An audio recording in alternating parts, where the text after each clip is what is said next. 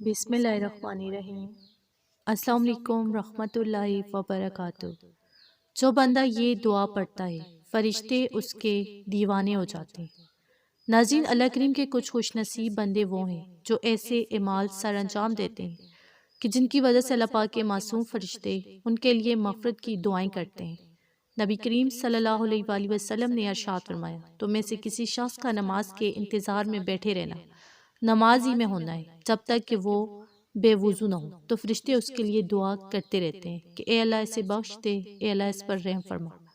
نبی رحمت صلی اللہ علیہ وآلہ وسلم نے ارشاد فرمایا، جو شخص مجھ پر درود بھیجتا ہے تو جب تک وہ درود بھیجتا رہتا ہے فرشتے اس کے لیے دعائے رحمت کرتے رہتے ہیں۔ حضرت سیدنا علی رضی اللہ تعالیٰ عنہ سے روایت ہے کہ میں نے اللہ پاک کے پیارے نبی محمد صلی اللہ علیہ وآلہ وسلم کو یہ فرماتے ہوئے سنا کہ جو مسلمان کسی مسلمان کی بیمار پرسی کے لیے صبح کو جاتا ہے تو 70,000 فرشتے شام تک اس کے لیے رحمت کی دعا کرتے رہتے ہیں، اور اگر شام کو بیمار پرسی کے لیے جاتا ہے تو 70,000 فرشتے صبح تک اس کے لیے دعائے رحمت کرتے رہتے ہیں، اور جنت میں اس کے لیے ایک باغ جو ہے وہ تیار ہو جاتا ہے۔ حضرت موکل بن یسار رضی اللہ تعالیٰ عنہ سے روایت ہے کہ رسول کریم صلی اللہ علیہ وآلہ وسلم نے ارشاد فرمایا، جو شخص صبح یہ دعا پڑھتا ہے تو 70,000 فرشتے اس کے لیے دعائیں کرتے ہیں۔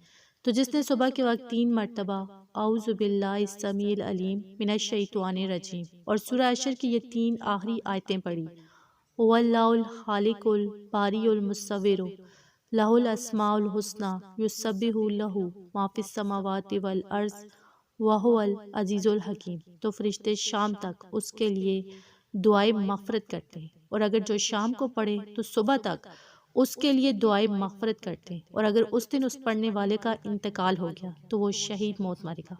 تو آپ بھی اس دعا کو، ان کلمات کو لازمی پڑھیں۔ اگر صبح نہ پڑھ سکیں تو رات کو سونے سے پہلے پڑھ کر سوئیں، فرشتے آپ کو پسند کریں گے اور دن رات آپ کے لیے دعائیں مانگیں گے۔ تو اگر آپ کو ویڈیو اچھی لگی اسے آپ نے لائک کرنا ہے، شیئر کرنا ہے اور چینل کو سبسکرائب کرنا ہے۔ جزاک اللہ۔